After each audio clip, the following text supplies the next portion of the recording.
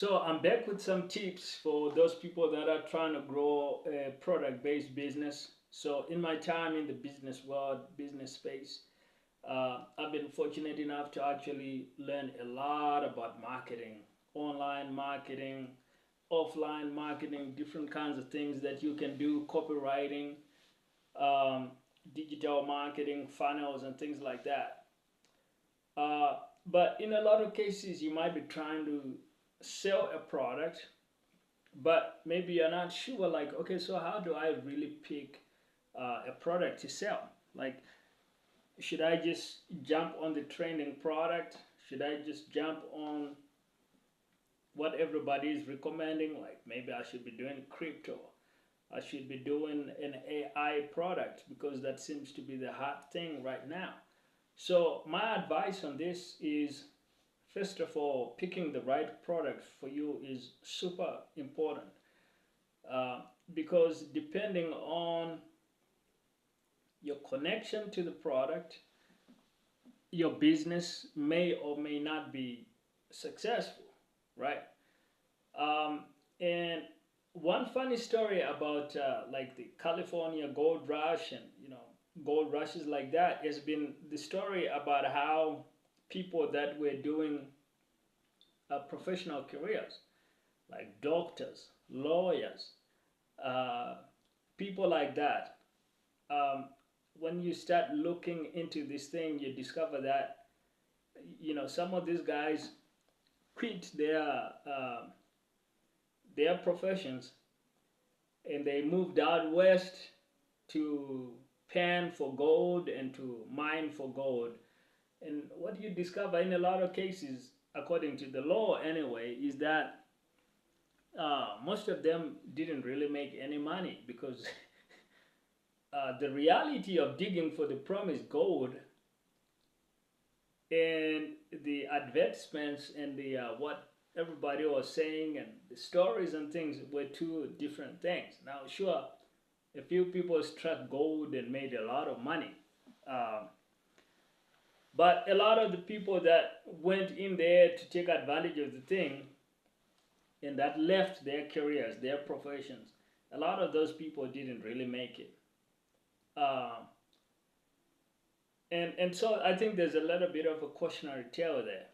But the other interesting part about it, of course, is the cliche story that everybody knows that uh, a lot more wealth was actually generated selling shovels and pickaxes and mining equipment to these guys that were trying to mine for gold, and that's where a lot of the a lot of the actual wealth was actually generated by the businesses supporting um, and providing equipment, mining equipment to these people, and that makes a lot of sense. It makes a lot of sense. If you think about EVs, for example, electric vehicles, there's been a big push, a big trend to get into electric vehicles. But the people that have been pushing the policies, the people maybe that have been supporting the policies to get into EVs, the governments, the organizations, they're not necessarily the ones that are making the most money from the whole adoption of EVs. It's actually the people that are supplying the like, just look at what's happened with Tesla, how valuable it has become, because they're actually the one that's, in a sense, providing the shovels and the axes and the equipment, providing the cars, the lithium batteries, the solutions that everybody is gonna need to adopt. So there's a lot of lessons there, but the key thing there though is, just because something is trending and you jump in and you wanna do that thing doesn't necessarily mean you're actually gonna be able to find the riches in that thing. So that doctor, that lawyer that left their little small town to move out to California to stake and a claim for gold, and maybe didn't wind up finding any gold on their land, you know, and kind of live the life of a frustrated gold miner that can't find any gold would likely have been better off just sticking with the law or just sticking with the medicine or just sticking with accounting or whatever their profession was. Because this was a profession that they had probably studied for a good chunk of their life. They were really good at it. And so that could actually have led somewhere. So the lesson there, if you're trying to sell a product, is pick something that has real legs, meaning something you care passionately and fiercely about, that you're not gonna abandon in the heat of the moment when you discover that, hey, crypto is doing great this year, or that, hey, the AI bots and things like that, chatbots, ChatGPT, DeepSeek, all this AI is really hard. I need to do don't jump into that kind of stuff. If you're super into affiliate marketing and that's your life's passion, then you can create a product to help people that want to do affiliate marketing, and that can be a product.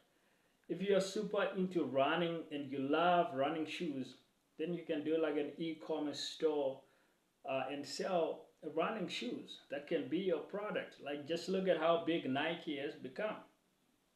But again, the founders of Nike were people that were super into running.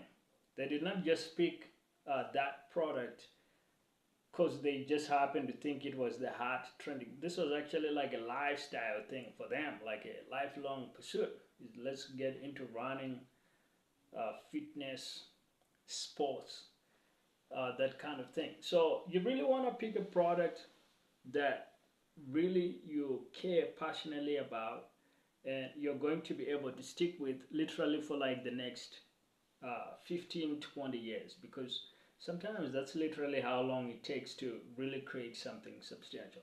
Now, if you need extra resources to help you with your product selling journey, then check out my free resources. Links will be in the description.